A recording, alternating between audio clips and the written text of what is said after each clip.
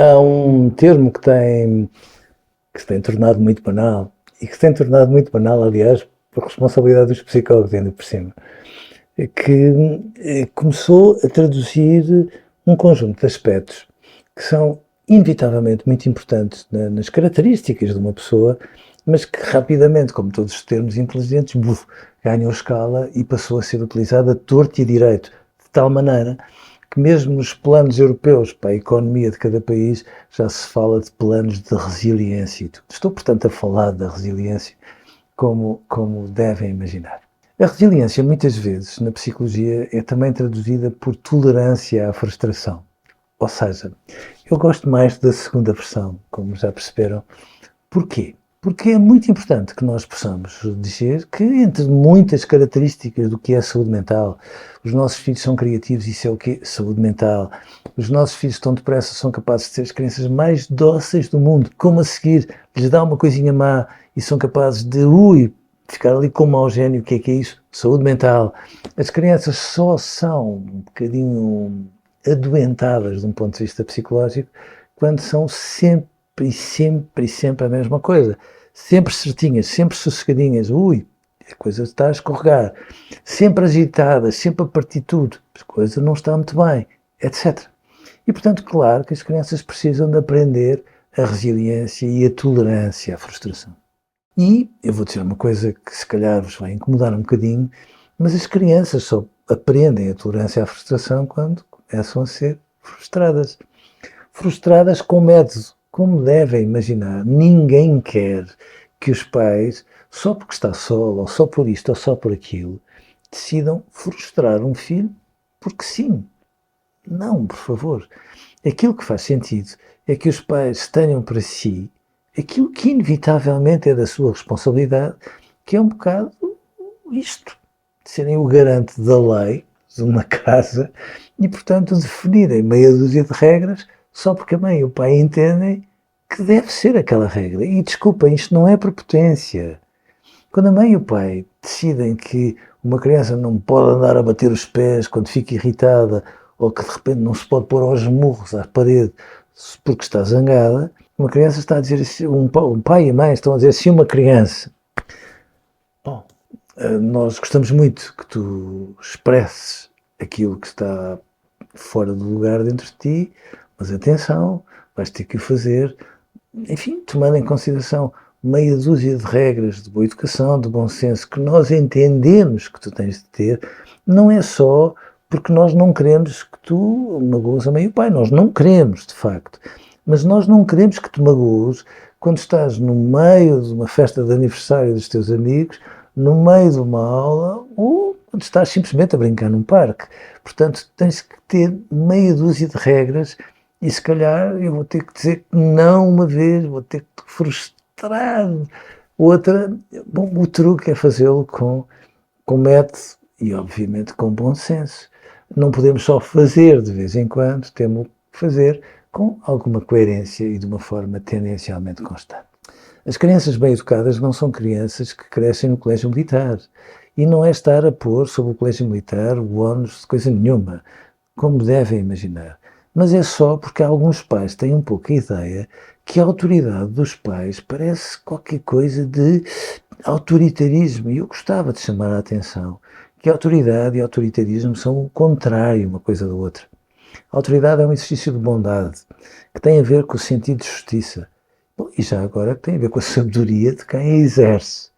O autoritarismo não. O autoritarismo é uma maneira de nós dizermos: olha para o que eu digo, já agora torna-te obediente, se não te importas, não olhes para o que eu faço. Deixem-me que abra aqui um parênteses para chamar a atenção de que o mundo em que nós vivemos às vezes é muito mais autoritário do que democrático, porque de repente as pessoas parecem, mesmo nas empresas ou nas instituições, terem que obedecer.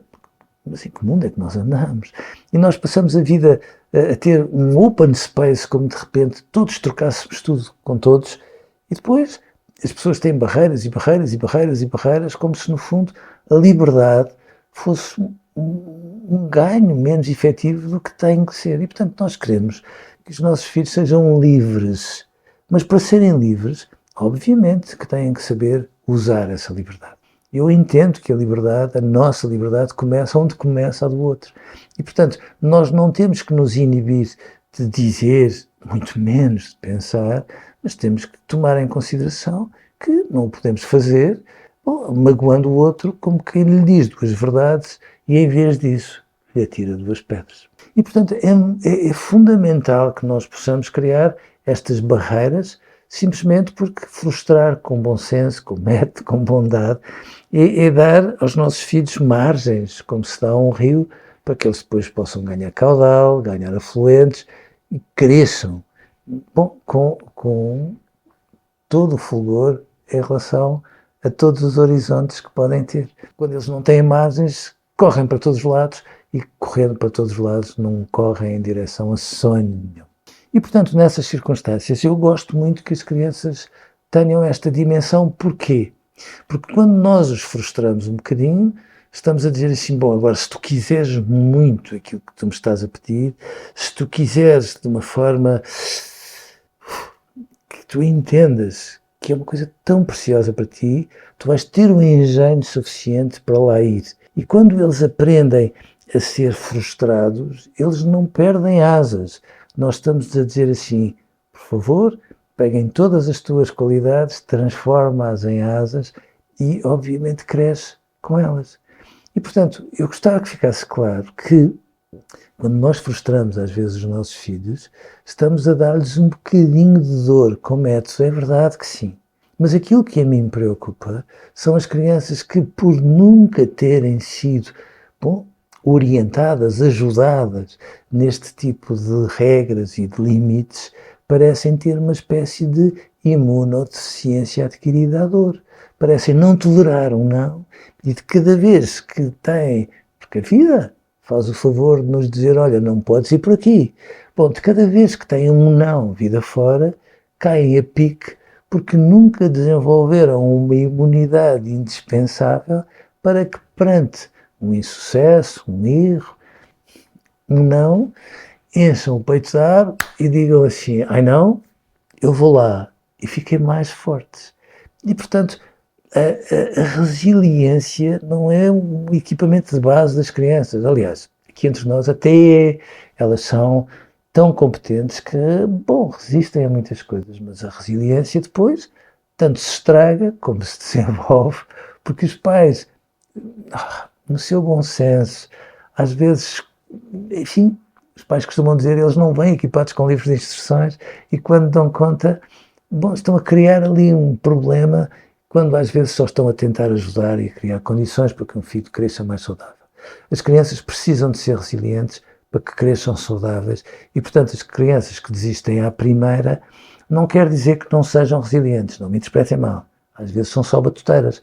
São aquelas crianças que dizem assim, se eu não tentar, eu não perco.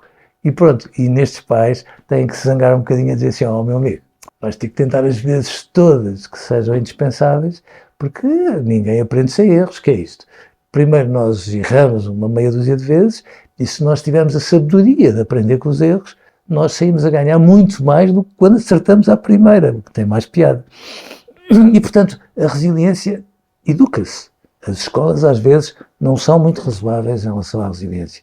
Porque se um aluno, que toda a escola percebe que tem imensas qualidades, às vezes fica num ai Jesus, numa tremideira muito grande, e chega à altura dos testes e constipa-se todo, como é óbvio, não quer dizer que ele não seja inteligente, quer dizer que às vezes fica numa aflição muito grande em relação aos testes e, portanto, nessas circunstâncias temos que educar a resiliência deste aluno para que ele não tenha medo do medo, porque às vezes o que o estraga nessas alturas é que ele pensa, eu não posso ter medo, e todos temos medo, como se compreende, em situações de avaliação.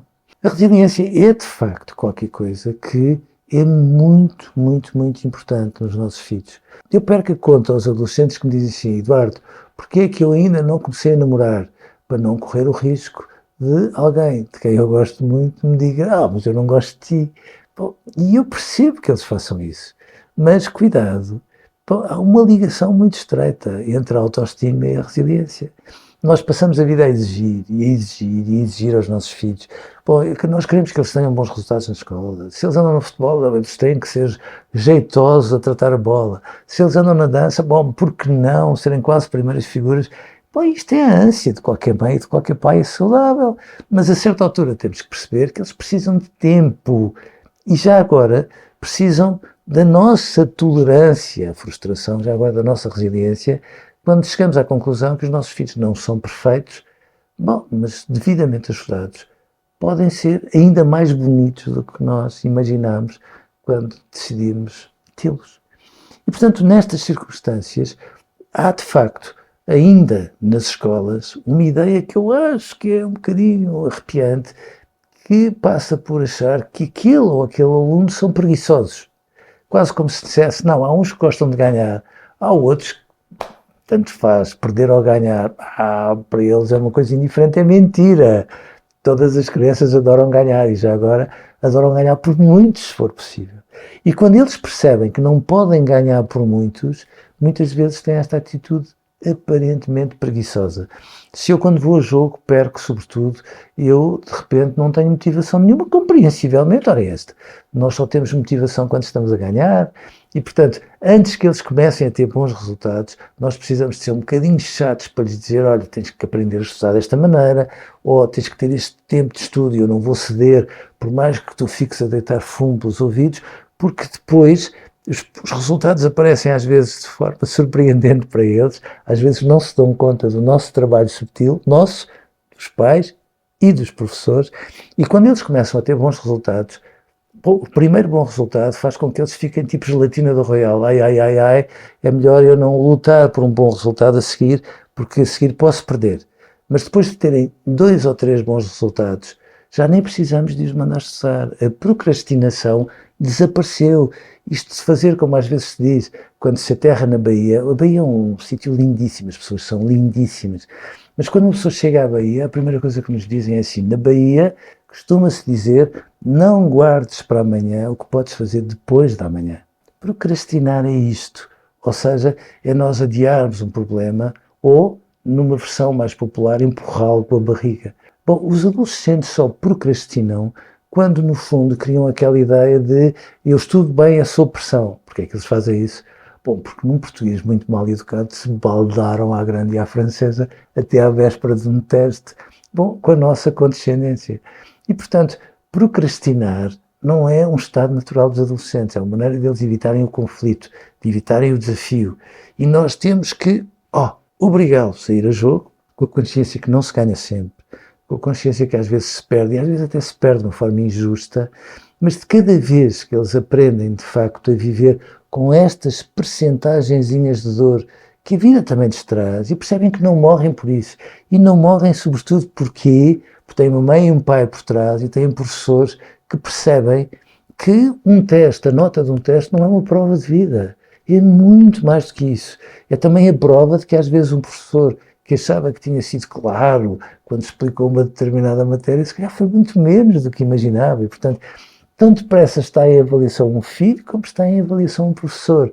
Mas lá está, quando eles têm mais notas, nós zangamos com os filhos e esquecemos que às vezes os professores, sem quererem, sem se perceberem, não deram ali as passwords todas que deviam ter dado para que aquela matéria, enfim, seja objeto de sucesso. E, portanto, desculpem, tolerar a frustração é uma coisa absolutamente indispensável para crescer saudável. Às vezes nós temos que os frustrar um bocadinho porque não podemos dizer que sim a tudo, por mais que eles anseiem que o façamos. É muito importante que nós percebamos que cada vez que nós os educamos nesta maneira, eles ficam mais resilientes. Quanto mais resilientes, mais saudáveis. Quanto mais resilientes, melhor autoestima. E já agora percebam que não há crianças preguiçosas e aquelas que agora se definem como eu procrastino, que é uma maneira dos nossos filhos às vezes, é uma delícia, é uma ternura, às vezes com algum orgulho dizerem assim, qual é o único defeito que eu tenho? Procrastino, que é como quem diz, pronto, eu sou capaz de adiar as coisas. Bom, ele está-nos a dizer assim, mãe, pai, às vezes eu sou muito mais inseguro do que pareço e, portanto, eu precisava aqui que, com a ajuda dos meus professores, me desse ali um empurrãozinho, porque isto de procrastinar é esperar que a vida resolva por nós tudo aquilo que temos que ser nós, em tempo real, a trabalhar muito para que as coisas difíceis se tornem fáceis e para que então sim possamos crescer com toda a saúde que temos ao nosso dispor.